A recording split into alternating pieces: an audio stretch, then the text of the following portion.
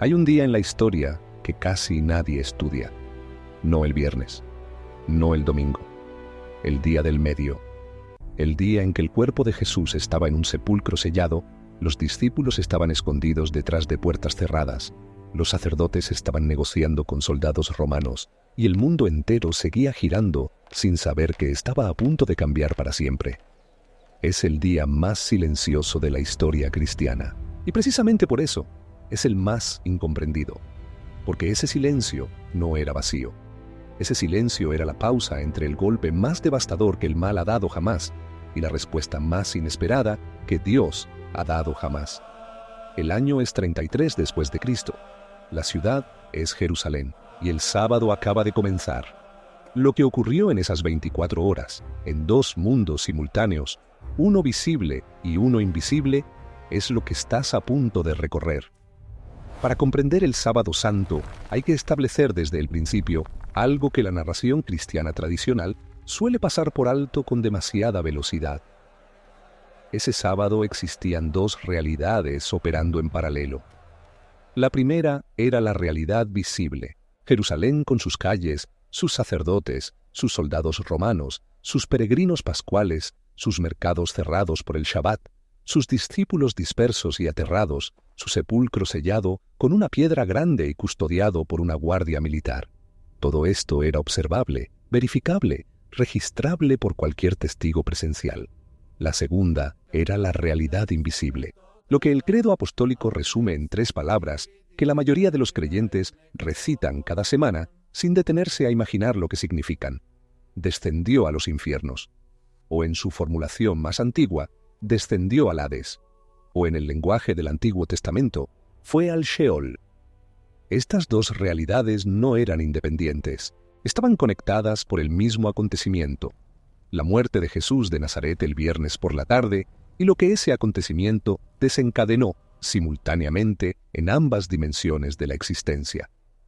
Lo que casi nadie enseña sobre el Sábado Santo es que era el día más tenso del fin de semana para casi todos los implicados. No el viernes, cuando la crucifixión concentraba toda la atención y toda la energía. No el domingo, cuando la tumba vacía lo cambiaba todo. El sábado era el día en que el miedo se asentaba, en que la realidad del viernes se volvía permanente en la mente de todos los que la habían vivido, en que el peso de lo que había ocurrido llegaba con toda su fuerza a los que todavía no sabían lo que estaba ocurriendo debajo de la superficie. Para los discípulos, el sábado era el primer día de un mundo sin Jesús. Para los sacerdotes, el sábado era el día de gestionar las consecuencias de lo que habían hecho. Para los soldados romanos, era un día de guardia en una ciudad que no terminaba de tranquilizarse. Para María, era el día más largo de su vida. Y para algo que el lenguaje humano no tiene categorías suficientes para describir con precisión, era el día en que el Hijo de Dios estaba haciendo algo que ningún ser humano ha podido hacer antes ni después. Vamos a recorrer los dos mundos. Empecemos por el que podemos ver.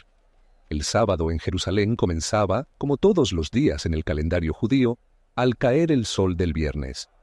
Pero este Shabbat no era un Shabbat ordinario. Era el Shabbat dentro de la semana de Pascua, lo que en el calendario litúrgico judío se llamaba un Shabbat grande, un día de doble santidad, porque coincidía tanto con el descanso semanal como con la festividad pascual. Juan lo menciona específicamente. Aquel sábado era un día muy solemne. Juan 19:31. La traducción no captura del todo el peso del original griego, ekeinos, sabatos, megas, en. Aquel sábado era grande. En términos prácticos, esto significaba que las restricciones del Shabbat se aplicaban con una rigidez aumentada. No se podía cocinar, no se podía encender fuego, no se podía cargar objetos fuera de los límites establecidos, no se podía recorrer más de 2000 codos, aproximadamente 900 metros, desde el lugar de residencia. Los comercios estaban cerrados, los tribunales no funcionaban, los viajes estaban prohibidos. La ciudad que el día anterior había sido el escenario de una ejecución pública, de terremotos y de tinieblas sobrenaturales, había entrado en un silencio forzado por la ley religiosa. Pero debajo de ese silencio exterior, los actores del drama del viernes estaban procesando lo que había ocurrido, y lo que casi nadie imagina es cuán diferente era ese proceso para cada uno de ellos. Comencemos por los que tenían más razones para estar nerviosos, los principales sacerdotes. Mateo registra algo extraordinario que ocurrió el sábado por la mañana. Los principales sacerdotes y los fariseos se reunieron ante Pilatos. Mateo 27, 62. Eso solo ya es notable. Era Shabbat. Era un día en que cualquier observancia estricta de la ley prohibía este tipo de actividad pública y política. Y sin embargo, ahí estaban, reunidos ante el prefecto romano, violando el espíritu del día que ellos mismos habían usado como argumento para apresurarse a bajar el cuerpo de Jesús de la cruz el día anterior. Lo que los había llevado allí era el miedo. Señor, nos acordamos que aquel engañador dijo, viviendo aún, después de 3 días resucitaré. Manda pues que se asegure el sepulcro hasta el 3er día, no sea que vengan sus discípulos de noche y lo hurten y digan al pueblo, resucitó de entre los muertos. Mateo 27, 63, 64. Detente aquí un momento y deja que esa escena aterrice. Los hombres que habían pasado años intentando atrapar a Jesús en alguna violación de la ley, que habían maniobrado durante semanas para encontrar una acusación que sostuviera una pena de muerte, que habían coordinado un arresto nocturno, un juicio ilegal, una presión sobre Pilatos y una ejecución. Esos hombres, el día después de la crucifixión, mientras todos sus colegas descansaban el Shabbat grande de Pascua, estaban en el pretorio romano pidiendo una guardia militar para un sepulcro. ¿Por qué ese nivel de precaución sobre un hombre que ya estaba muerto? Hay 2 maneras de leer esa escena. La primera es la que ellos mismos formularon.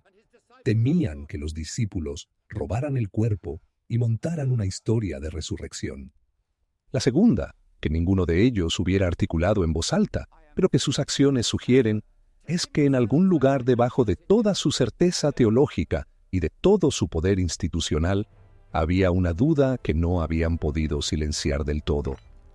Jesús había dicho que resucitaría al 3er día, y ellos recordaban eso con suficiente claridad como para ir al prefecto romano en Shabbat a pedir soldados. Pilatos les respondió con una frase que en el griego tiene un tono de irritación apenas disimulada. Tened una guardia. Id, aseguradlo como sabéis. Mateo 27, 65. Como sabéis, como si dijera, este problema es vuestro, no mío.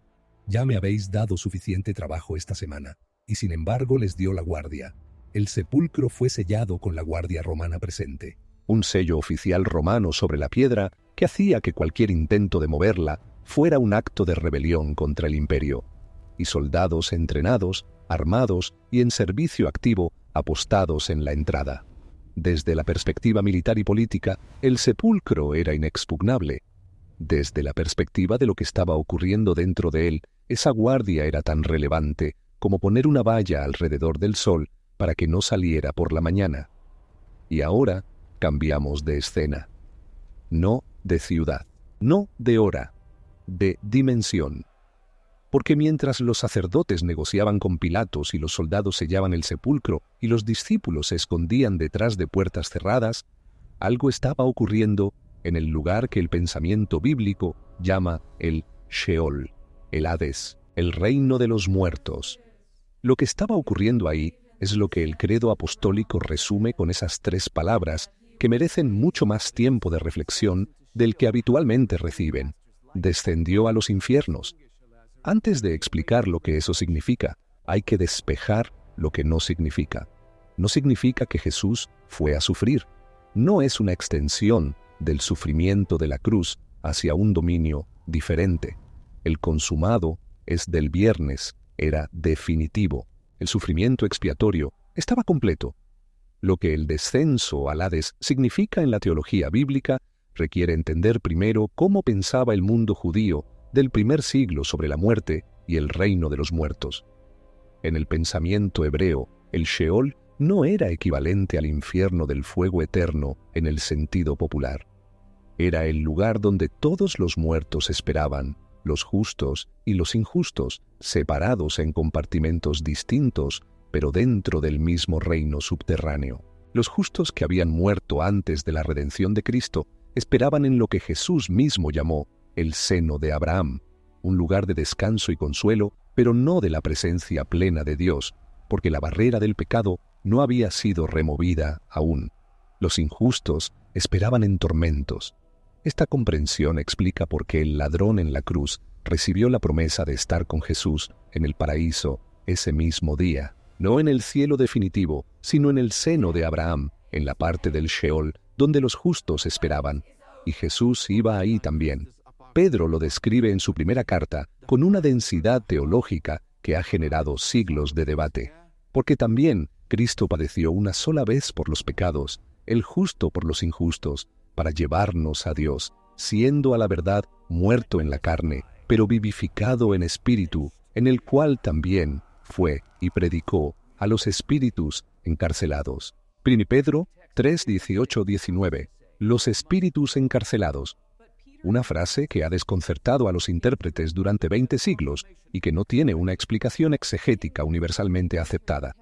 Lo que la mayoría de los teólogos coinciden en señalar es que el texto describe algún tipo de proclamación que el Cristo hizo en el ámbito de los muertos después de su muerte y antes de su resurrección. ¿Qué proclamó? El texto de Pedro no especifica el contenido con la precisión que quisiéramos, pero el contexto teológico más amplio sugiere que lo que Jesús proclamó en el Sheol fue lo mismo que el Titulus sobre la cruz proclamaba en 3 idiomas en el Gólgota, que el Rey había llegado, que la deuda había sido pagada, que el consumado no era solo para los vivos que quedaron en Jerusalén, sino para todos los que habían muerto esperando la promesa. Imagina lo que eso significaba para los que llevaban siglos esperando en el seno de Abraham.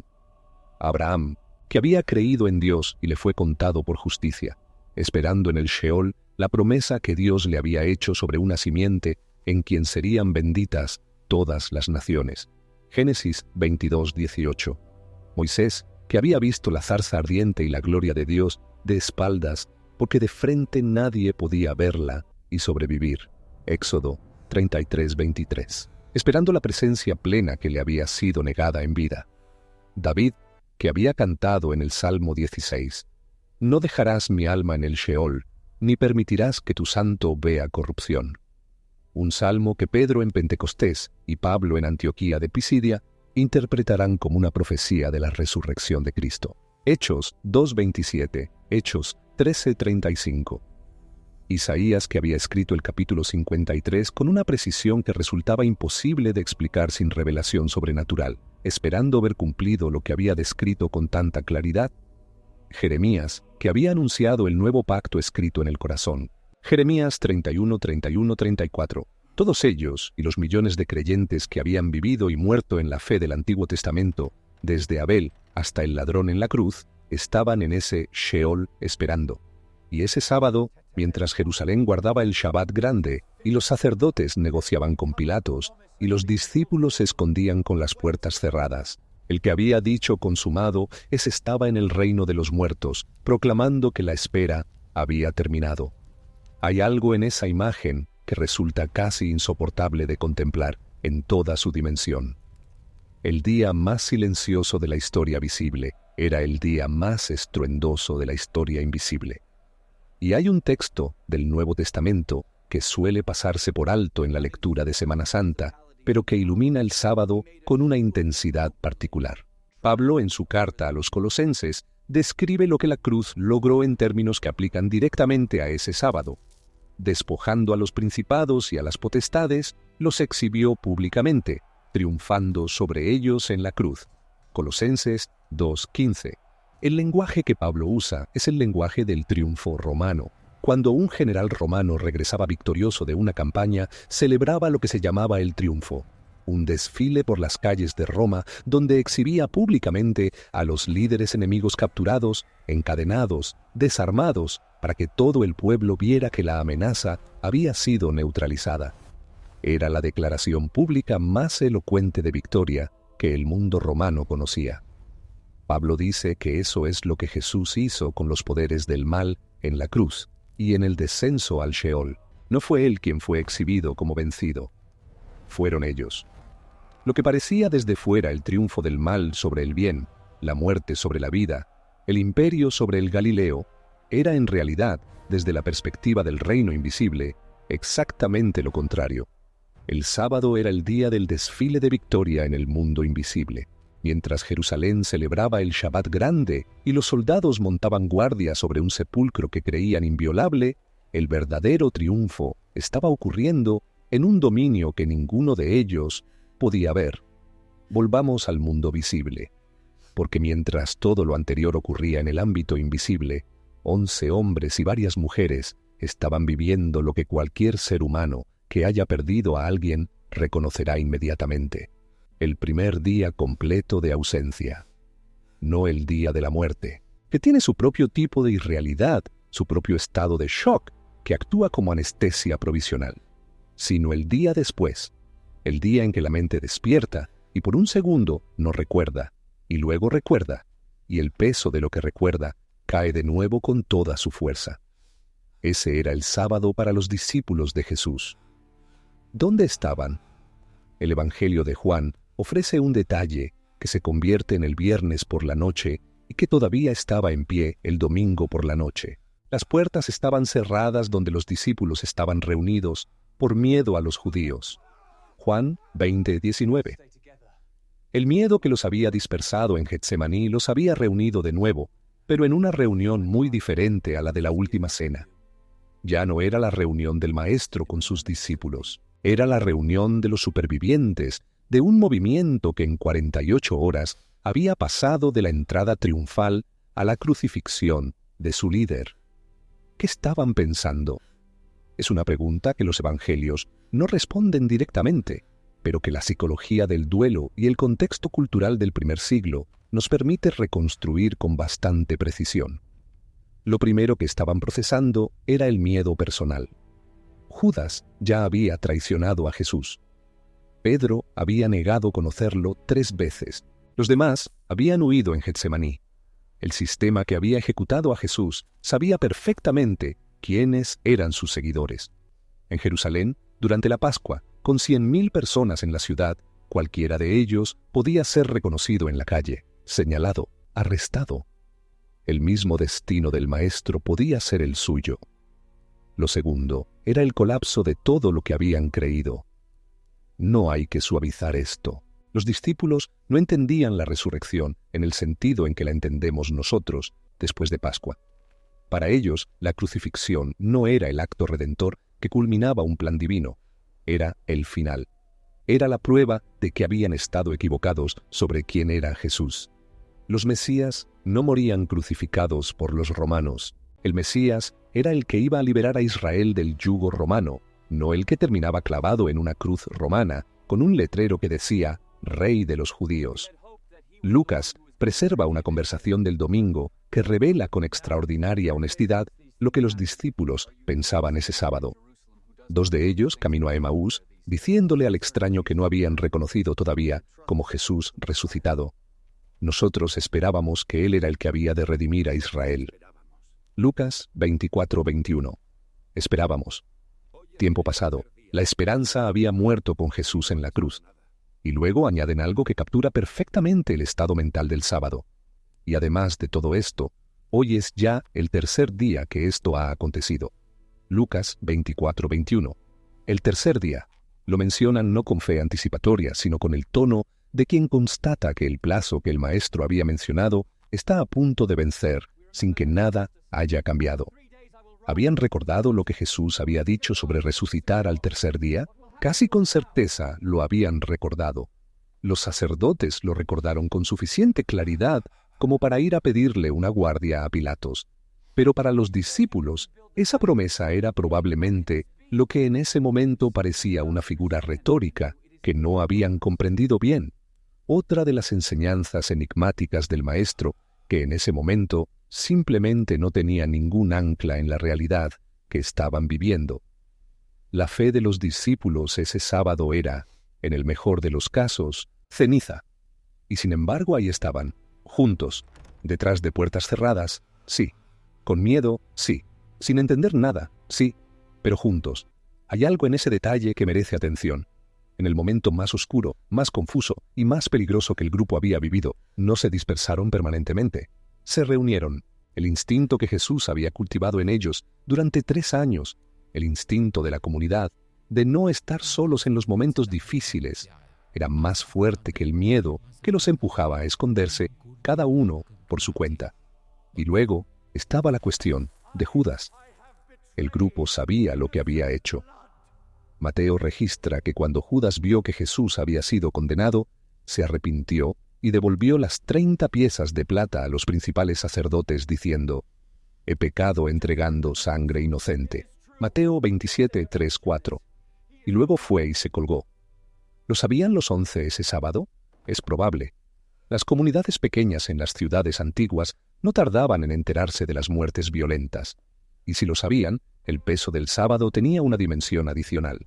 El traidor también estaba muerto. La historia que había comenzado con 12 hombres en torno a Jesús tenía ahora 2 cadáveres en menos de 24 horas. Juan, que probablemente era el más joven del grupo y el único que había permanecido en el Gólgota, tenía además la responsabilidad de María. La madre de Jesús estaba en su casa, en su cuidado, porque así lo había dispuesto el Maestro desde la cruz. Esa responsabilidad no le permitía el lujo del colapso que quizás necesitaba. Tomás, cuyo escepticismo innato y cuya demanda de evidencia física quedarán inmortalizados en el texto evangélico, probablemente pasaba el sábado procesando todo desde la racionalidad fría de quien no puede aceptar lo que no puede explicar. Su domingo llegará una semana más tarde, cuando el Cristo resucitado se le aparezca específicamente a él y le ofrezca exactamente la evidencia que había pedido. El sábado de los discípulos era el sábado de todas las personas que alguna vez han creído profundamente en algo y han visto esa creencia aplastada no por la duda, sino por la evidencia. La piedra sellada no era una incertidumbre teológica abstracta, era un hecho concreto, verificable, con guardia romana incluida. Pero hay alguien en ese sábado cuya historia merece un bloque propio. Alguien cuyo sábado fue diferente al de todos los demás. María, la madre de Jesús, había estado presente en el Gólgota. Juan lo registra con la misma brevedad factual con que registra todo lo que tiene demasiado peso para adornos. Junto a la cruz de Jesús estaba su madre. Juan 19:25. Había visto todo. No desde lejos, como la mayoría. Desde cerca, lo suficientemente cerca como para que Jesús pudiera hablarle desde la cruz, para que pudiera escuchar cada una de las 7 palabras, para que pudiera ver su rostro en las últimas horas. Desde el momento en que Jesús le había encomendado a Juan, desde aquella hora el discípulo la recibió en su propia casa. Juan 19:27. Eso significa que María no pasó el sábado sola. Estaba con Juan, probablemente en la misma casa, donde el grupo de discípulos se había reunido con las puertas cerradas. ¿Qué es lo que experimenta una madre en el día después de ver morir a su hijo? Aquí hay que ir con cuidado, porque el riesgo es reducir la experiencia de María a una experiencia genérica de duelo materno, cuando había dimensiones en su situación que eran completamente únicas. Desde el principio, María había sabido algo que los demás discípulos no sabían. El ángel le había dicho que el niño que nacería de ella sería llamado Hijo del Altísimo. Lucas 1:32.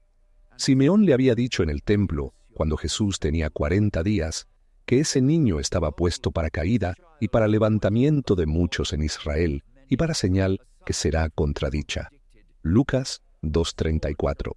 Y le había dicho a ella personalmente: «Y una espada traspasará tu misma alma». Lucas 2:35. 33 años. 33 años de cargar esa profecía, de ver crecer al niño y al joven y al maestro sabiendo que en algún momento llegaría la espada que Simeón había anunciado. Y ese viernes, la espada había llegado.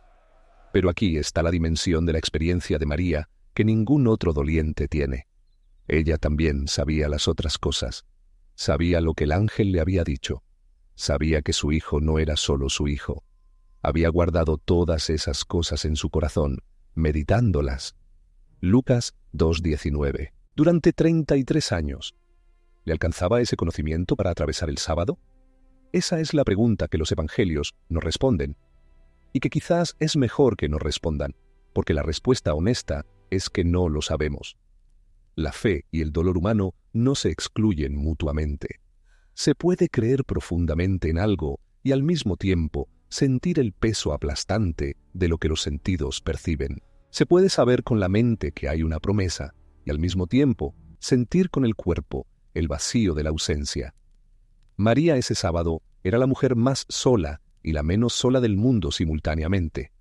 Sola porque ningún otro ser humano podía comprender exactamente lo que ella estaba procesando. No sola porque llevaba en su interior 33 años de promesas que ninguna piedra sellada podía cancelar.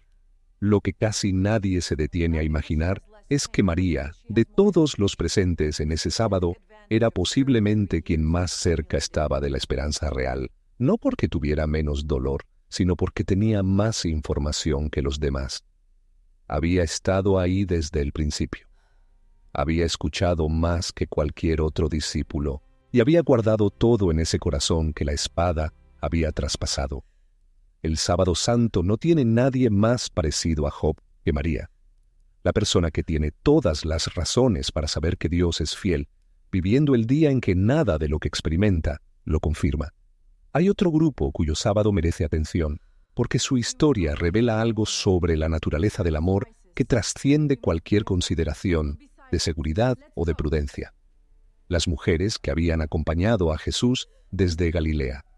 Lucas las menciona en el momento de la crucifixión, todas sus conocidas, y las mujeres que le habían seguido desde Galilea estaban mirando esto de lejos. Lucas 23:49. Y luego añade algo que cambia el tono del sábado por completo para este grupo. Y volviendo, prepararon especias aromáticas y ungüentos, y reposaron el día de reposo conforme al mandamiento. Lucas 23:56. Prepararon especias y ungüentos. El viernes por la tarde, en las horas entre la muerte de Jesús y el comienzo del Shabbat al atardecer, fueron al mercado, compraron lo que necesitaban para el proceso de preparación funeraria completa que no había podido realizarse la tarde del viernes por la premura del tiempo, y lo prepararon, y luego guardaron el Shabbat conforme al mandamiento. Ese detalle de Lucas es de una profundidad psicológica y espiritual que resulta extraordinaria cuando se piensa en lo que significaba. Estas mujeres estaban en duelo. Habían visto morir al hombre al que habían seguido, al que habían servido, al que amaban, y tenían en sus manos las especias preparadas para ungir su cuerpo. Estaban listas para ir, y sin embargo guardaron el Shabbat. No huyeron de la ciudad. No intentaron ir al sepulcro esa noche violando la ley del descanso. Esperaron. Observaron el día que el Señor había instituido, incluso cuando el Señor que lo había instituido estaba muerto en un sepulcro sellado. En esa observancia del Shabbat en medio del duelo hay una fidelidad que resulta conmovedora precisamente porque no tiene ninguna recompensa visible. No había nadie que las estuviera observando para aprobar su obediencia. Era Shabbat y ellas guardaron el Shabbat aunque sus corazones estaban destrozados y sus manos tenían las especias preparadas. Pero el sábado tenía para ellas una tensión adicional que los evangelios no mencionan explícitamente, pero que cualquier lectora atenta puede sentir entre las líneas. El problema del amanecer. Cuando el Shabbat terminara al caer el sol del sábado y las primeras estrellas aparecieran, comenzaría técnicamente el domingo. Y el domingo, tan pronto como hubiera suficiente luz para moverse con seguridad por los caminos, ellas irían al sepulcro. Pero ¿cómo iban a mover la piedra? Marcos lo registra con una honestidad que resulta entrañable, y decían entre sí, ¿quién nos removerá la piedra de la puerta del sepulcro? Marcos 16:3. Y era muy grande. Marcos 16:4. Ese era su problema práctico del sábado. No tenían manera de mover la piedra. Sabían que era grande. Sabían que había una guardia romana, y aún así prepararon las especias y esperaron el amanecer. Lo que eso dice sobre la naturaleza del amor es algo que ningún teólogo ha podido mejorar con razonamiento abstracto. El amor que estas mujeres tenían por Jesús no calculaba la practicidad, no pesaba las probabilidades, no esperaba hasta tener resuelto el problema de la piedra antes de preparar las especias. simplemente amaba. Y cuando amas de esa manera, vas de todas formas y confías en que el problema de la piedra se resolverá cuando llegues. El domingo, cuando llegaron, la piedra ya estaba removida. No por ellas, sino por el mismo que había estado todo el sábado haciendo lo que nadie en Jerusalén podía ver. Volvemos al mundo invisible por última vez, porque hay algo que necesita ser dicho sobre la naturaleza de ese sábado desde la perspectiva de lo que estaba ocurriendo en el reino de los muertos. Consideremos lo siguiente. En toda la historia humana registrada, el miedo más universal, el que subyace a todos los demás miedos, es el miedo a la muerte. No simplemente el miedo al dolor que precede a la muerte, aunque ese también existe. El miedo a lo que hay después, al silencio, a la nada, o al juicio, o a lo desconocido que ningún vivo ha podido describir desde adentro. El Sheol, en el pensamiento judío del primer siglo, era precisamente ese reino desconocido, el lugar del que nadie volvía, el lugar que los salmos describen con imágenes de oscuridad y de silencio. Porque en la muerte no hay memoria de ti. En el Sheol, ¿quién te alabará? Salmo 6:5.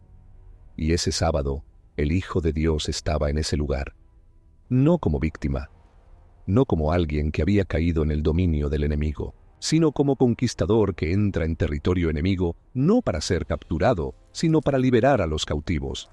La carta a los hebreos describe el propósito de la encarnación en términos que de repente iluminan el sábado de una manera completamente diferente, para destruir por medio de la muerte al que tenía el dominio de la muerte, esto es, al diablo, y librar a todos los que por el temor de la muerte estaban durante toda la vida sujetos a servidumbre. Hebreos 2, 14, 15. El dominio de la muerte, el miedo a la muerte como esclavitud existencial, y la misión de Jesús, que incluía el descenso al Sheol, era precisamente romper ese dominio desde adentro.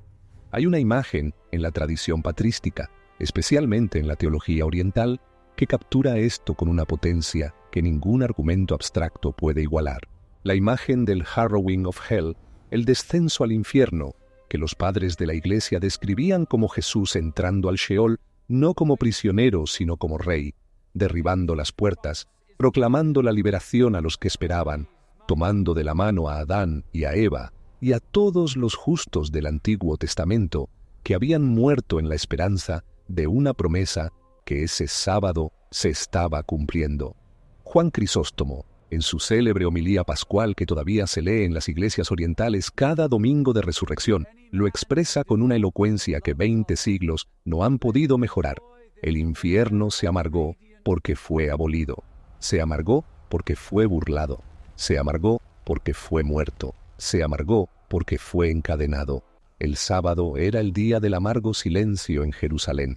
Y era el día en que el infierno se llenaba de amargura porque lo que había capturado ya no podía retener.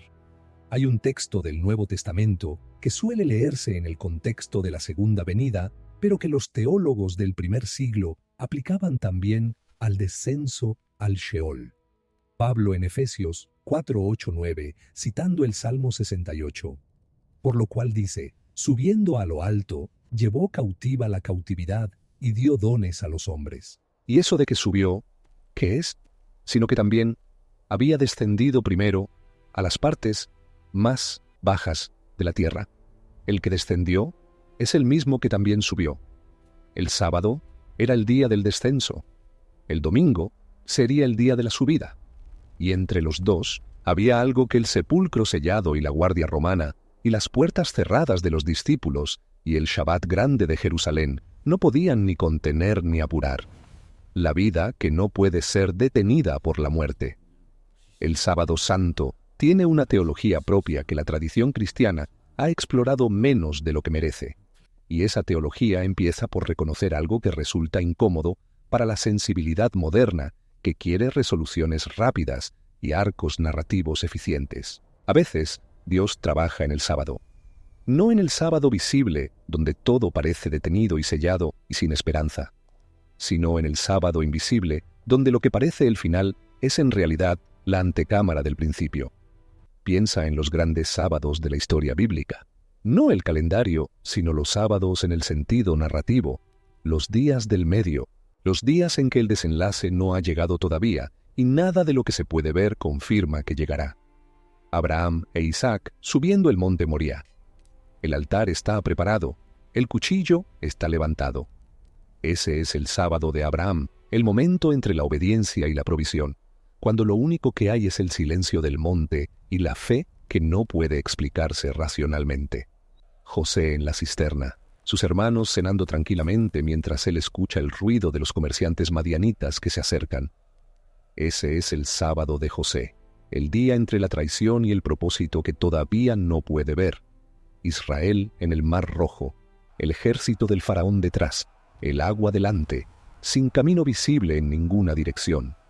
Ese es el sábado de Israel, el momento entre la esclavitud y la libertad, donde lo único que existe es la voz que dice, no temas. Daniel en el foso de los leones, la piedra sellada sobre la boca del foso. El rey que no puede dormir. Ese es el sábado de Daniel, la noche entre la fidelidad y la vindicación. El primer sábado santo de la historia es el patrón de todos los sábados que cada ser humano que ha vivido con fe ha experimentado en algún momento de su vida.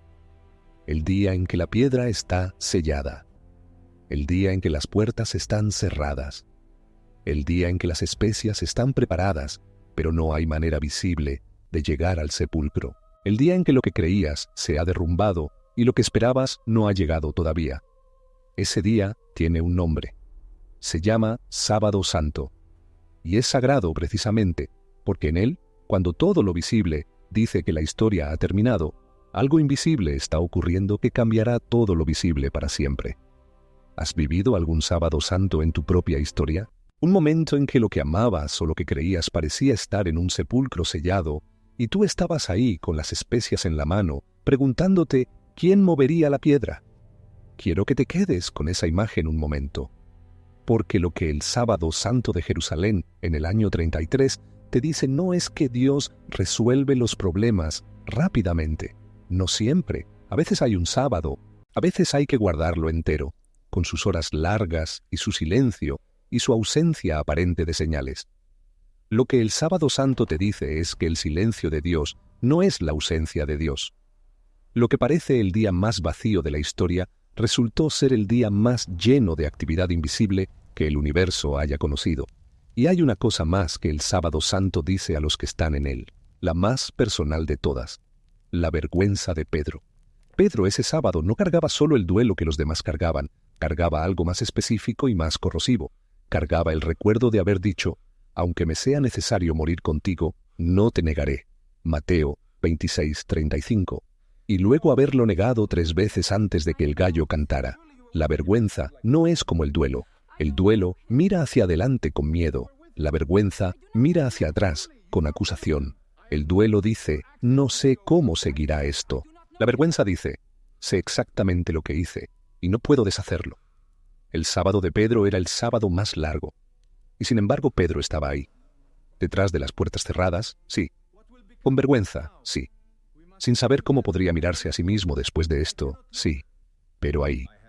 Lo que el sábado santo dice a todos los que cargan vergüenza en su propio día del medio es esto. El ángel del domingo tendrá un mensaje específicamente dirigido a ti. Marcos 16:7 registra que el ángel dijo a las mujeres, «Id, decid a sus discípulos, y a Pedro, no, y al grupo, no, y a los demás, a Pedro por nombre». El resucitado no excluye al que había negado, lo nombra. La restauración de Pedro no ocurre en el sábado, pero el sábado es el espacio donde Pedro tiene que aguantar la espera sin saber que la restauración ya está en camino, con su nombre en el mensaje. Al caer el sol del sábado, cuando las primeras estrellas aparecieron sobre Jerusalén y el Shabbat grande terminó oficialmente, algo se movió en la ciudad. Las mujeres, que habían tenido las especias preparadas desde el viernes, comenzaron a contar las horas hasta que hubiera suficiente luz para moverse por los caminos con seguridad. El domingo comenzaba en ese momento, con la aparición de las estrellas, según el calendario hebreo. Pero ir al sepulcro de noche, con una guardia romana apostada, habría sido suicida. Esperarían hasta el amanecer. Los soldados que guardaban el sepulcro hacían sus turnos. El sello romano seguía intacto sobre la piedra. La guardia era profesional, armada, entrenada. No había nada en el sepulcro que sugiriera que algo estaba a punto de ocurrir. En la casa donde los discípulos se habían reunido, el Shabbat terminó, pero el miedo no. Las puertas seguían cerradas. La conversación, si es que había conversación, giraba sobre lo que habían vivido, sobre qué harían a partir de ahora, sobre si era seguro quedarse en Jerusalén o si debían intentar volver a Galilea. Pedro, en algún lugar de esa casa, cargaba el peso específico de sus 3 negaciones. No era el mismo peso de duelo que los demás. Era el peso de alguien que no solo había perdido a su maestro, sino que lo había perdido habiendo dicho que nunca lo abandonaría, y luego habiéndolo negado 3 veces antes del amanecer. Ese peso tiene un nombre que todos conocemos desde adentro. Se llama vergüenza. Y es el peso más difícil de los que se cargan en un sábado santo, porque la vergüenza no solo mira hacia adelante con miedo, sino que mira hacia atrás con acusación. En algún momento de esa noche entre el sábado y el domingo, mientras Jerusalén dormía y los soldados montaban guardia y las mujeres esperaban el amanecer con las especias en la mano, y Pedro cargaba su vergüenza y María guardaba sus promesas en el corazón, el tiempo llegó a su momento. Lo que ocurrió exactamente en ese momento, en el interior del sepulcro sellado, en la oscuridad de esa madrugada de primavera en Palestina, nadie lo vio. Ningún evangelio describe el momento de la resurrección desde adentro. Ningún testigo presencial lo registró, porque no había testigos presenciales. Lo que los evangelios describen es lo que vino después: el ángel, la piedra removida, las vendas en el suelo, el sepulcro vacío. Pero el momento mismo, el instante en que la muerte cedió ante la vida, ocurrió en el silencio del sábado, que se convertía en domingo, sin audiencia, sin testigos, sin que nadie en Jerusalén supiera qué estaba pasando. Dios no necesita audiencia para hacer lo que hace. La resurrección no ocurrió para que los presentes pudieran verla. Ocurrió porque era la consecuencia inevitable de quién era Jesús y de lo que el viernes había consumado. El domingo es la confirmación de algo que el sábado ya estaba completando en el mundo invisible. Hemos recorrido las 2 dimensiones de un mismo día. Hemos visto a los sacerdotes negociando con Pilatos por miedo a un muerto. Hemos visto a los discípulos escondidos detrás de puertas cerradas, sin poder imaginar lo que el domingo traería. Hemos acompañado a las mujeres en su vigilia de especias y de preguntas sin respuesta sobre la piedra. Hemos estado con María en la soledad más cargada de la historia. Y hemos mirado, con los ojos que la teología nos presta, el mundo invisible, donde el descenso al Sheol estaba liberando lo que ninguna puerta sellada podía retener. Y ahora hay algo que necesito preguntarte directamente. ¿Estás viviendo un sábado santo en este momento de tu vida? No como metáfora vaga, como realidad concreta. ¿Hay algo en tu historia que está en el sepulcro? Una relación, una fe, un sueño, una promesa que creías de Dios y que ahora está sellada detrás de una piedra con guardia romana. Estás en el lugar de los discípulos, con las puertas cerradas por miedo, sin poder ver cómo esto podría resolverse. Estás en el lugar de las mujeres, con las especias preparadas pero sin respuesta, para el problema de la piedra. El sábado santo te dice algo muy específico para ese lugar. Te dice que el silencio de este día no es el silencio del abandono. Es el silencio del trabajo invisible que precede a la transformación visible. Te dice que las puertas cerradas no son el último capítulo de la historia.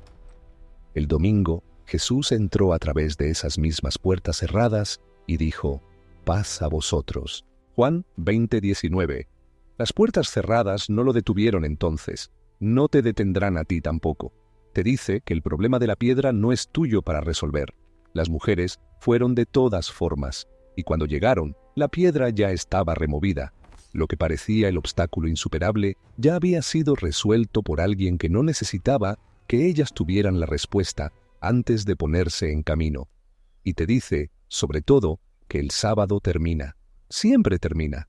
El domingo llega, no en el horario que esperamos, no de la manera que habríamos diseñado, no con la audiencia que nos gustaría, sino en el silencio de una madrugada, sin testigos, en el momento exacto en que el que hace todas las cosas tiene preparado.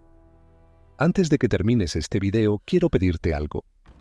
Cuéntame en los comentarios en cuál de los personajes de este sábado te reconociste más.